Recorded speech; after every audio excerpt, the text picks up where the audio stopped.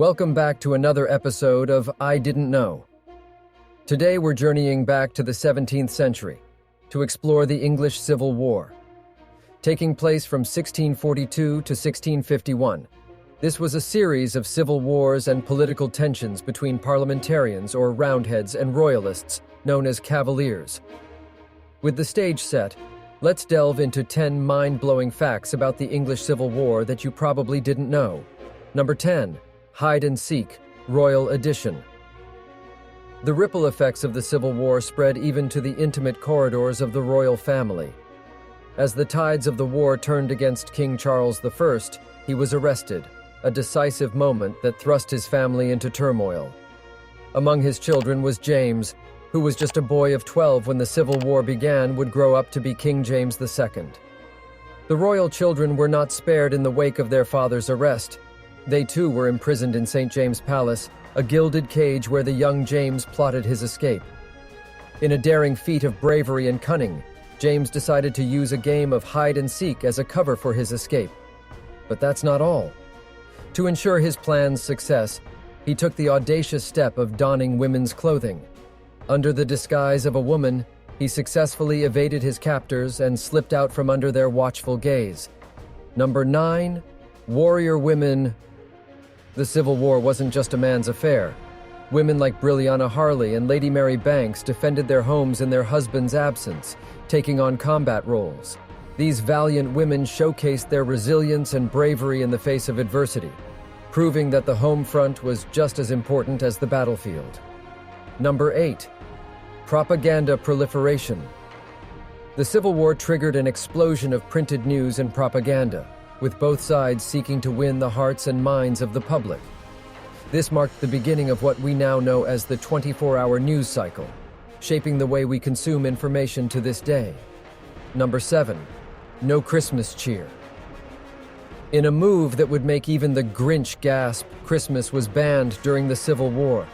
Puritan parliamentarians associating Yuletide with debauchery and excess canceled the beloved holiday.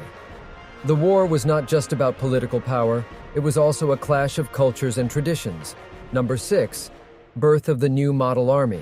As the Civil War tore the country asunder, it wasn't just lives and livelihoods that were being reformed and reshaped. The very structure of military power was undergoing a significant transformation. The era marked the beginning of the modern British Army tradition with the creation of the new model army. This wasn't just another troop of soldiers thrown together in the face of war.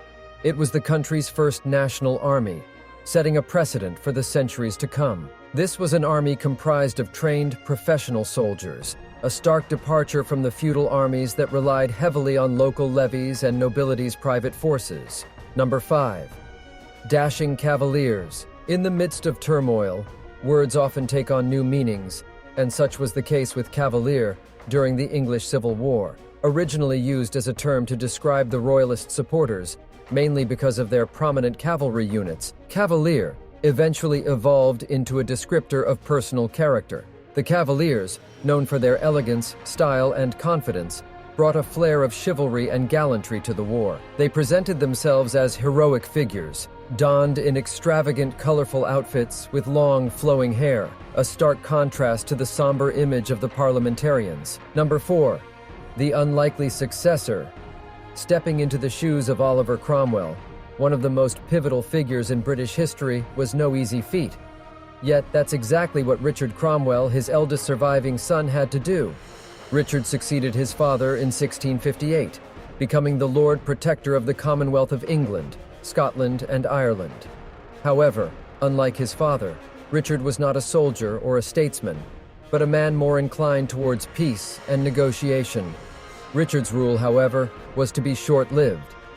Facing mounting opposition from the military and financial crises, Richard found himself in an impossible position. Remarkably, instead of clinging to power, he chose to abdicate in 1659 after a brief rule of just under 9 months. Number 3. Nursery rhyme origins. Humpty Dumpty, the egg fated to take a great fall from which he couldn't be repaired. But in the gritty reality of the English Civil War, Humpty Dumpty was no laughing matter.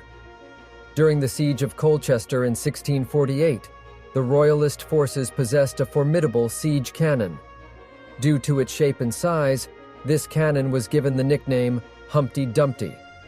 Mounted on the walls of the city, Humpty Dumpty terrorized the parliamentarian forces. However, like its nursery rhyme counterpart, Humpty Dumpty took a great fall. The wall beneath the cannon was damaged by enemy cannon fire, causing Humpty Dumpty to tumble to the ground. Despite attempts, the Royalists couldn't lift the heavy cannon back into place. Effectively, they couldn't put Humpty Dumpty together again. Number 2. Cromwell's posthumous punishment. Oliver Cromwell, a name synonymous with the English Civil War, was a pivotal figure in this tumultuous period of history. He led the parliamentarian forces to victory against the Royalists and became Lord Protector of the Commonwealth of England, Scotland, and Ireland. However, following his death in 1658, Cromwell was given a lavish funeral befitting a head of state and was buried in Westminster Abbey. However, with the monarchy's restoration in 1660 under Charles II, the tables turned drastically for Cromwell's legacy. The new government was keen to exact revenge for Charles I's execution and dug up Cromwell's body, along with a couple of his comrades. The 3 deceased men were put on trial for regicide, found guilty, and sentenced to execution. Cromwell's body was hanged in chains at Tyburn and later beheaded. His severed head was displayed on a pole outside Westminster Hall for the next 25 years. Number 1. A Good Boy. Among all the tales of heroism, strategy, and historical significance, one story stands out due to its sheer peculiarity. Enter Prince Rupert of the Rhine, a notable royalist commander, and his faithful canine companion, a standard poodle named Boy. Prince Rupert was known for his swashbuckling approach to combat, but it was Boy who captured the popular imagination of the time. The parliamentarians, possibly to mock or discredit Rupert, spread rumors that Boy was no ordinary dog but a witch's familiar imbued with magical powers. This folklore escalated to the point where it was believed that Boy could find hidden treasure, predict the future, and even make himself and Rupert invincible in battle. Such was the fear and awe inspired by Boy that he became a prime target during battles. Tragically, Boy's legendary tale met a gruesome end during the Battle of Marston Moor in 1644, where he was killed. And there you have it, 10 mind-blowing facts about the English Civil War. Who knew history could be so intriguing and unexpected? If you enjoyed this video, don't forget to like and subscribe, and let us know your thoughts in the comments section. Until next time, thank you for watching.